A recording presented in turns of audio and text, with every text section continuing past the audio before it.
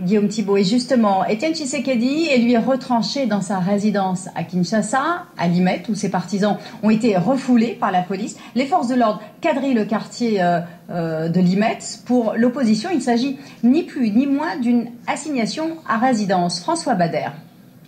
Une délégation de l'opposition a tenté jeudi de se rendre chez Étienne Tshisekedi dans la commune de Limete. L'ex-candidat à l'élection présidentielle, qui s'est autoproclamé président élu de RDC, est toujours privé de ses mouvements et ses sympathisants ont été bloqués par la police qui quadrille le quartier. Après avoir tenté en vain de rencontrer le commissaire général de la police nationale pour obtenir des explications, les leaders de l'opposition se sont adressés à la MONUSCO. Ils ont demandé à la mission de l'ONU en RDC d'intervenir pour mettre fin à l'assignation à résidence d'Étienne Tshisekedi. Mais Étienne Tshisekedi est en état d'arrestation. Il est en résidence surveillée. On ne peut pas accéder à lui et ceux qui sont à l'intérieur ne peuvent pas sortir. Et nous considérons que c'est une menace grave à la paix et que si la MONUSCO ne prend pas ses dispositions à temps, il ne faut pas courir derrière les événements comme ce fut le cas au Kenya et au Zimbabwe. La représentante adjointe du secrétaire général de l'ONU a promis de s'impliquer personnellement pour résoudre la situation. Ce même jour, la délégation de l'opposition a pu rencontrer le vice-premier ministre en charge de l'Intérieur. Adolphe Loumanou assure qu'Étienne Tshisekedi n'est pas privé de liberté et que le dispositif autour de sa résidence a été allégé. Quand nous disons que le dispositif est allégé, c'est qu'à un moment donné, des responsables, des personnes qui lui sont proches peuvent entrer, mais pas des personnes qui viennent là pour créer des attroupements et chercher à perturber l'ordre public.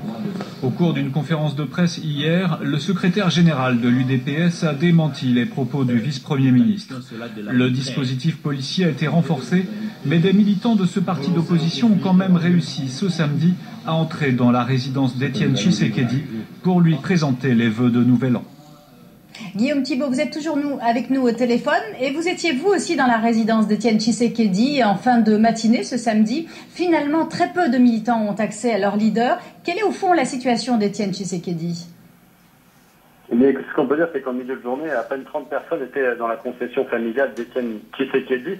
Étienne Tshisekedi qui n'a aucune envie de sortir de sa résidence. Ces gens qui sont entrés ont souvent glissé un billet aux policiers pour avoir accès à cette maison. Et puis un ordre donné en haut lieu a également permis à une petite délégation de membres de l'opposition de passer les barrages. Une faible mobilisation pour deux raisons principales. La première, la pression policière qui est là depuis 8 jours. Elle a sans doute dissuadé les sympathisants de l'UDPS.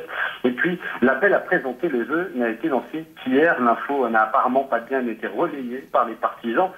Ce petit comité a en tout cas salué le leader du parti d'opposition, lui souhaitant une bonne année à la tête de l'État. Étienne Tshisekedi serein a lui aussi présenté ses vœux. Il n'y a pas de crise à la tête de l'État, déclarait le président, autoproclamé, ajoutant « Malgré vos misères, soyez heureux, car c'est le début du commencement des bonnes choses ». Merci Guillaume Thibault pour ces précisions en direct de Kinshasa.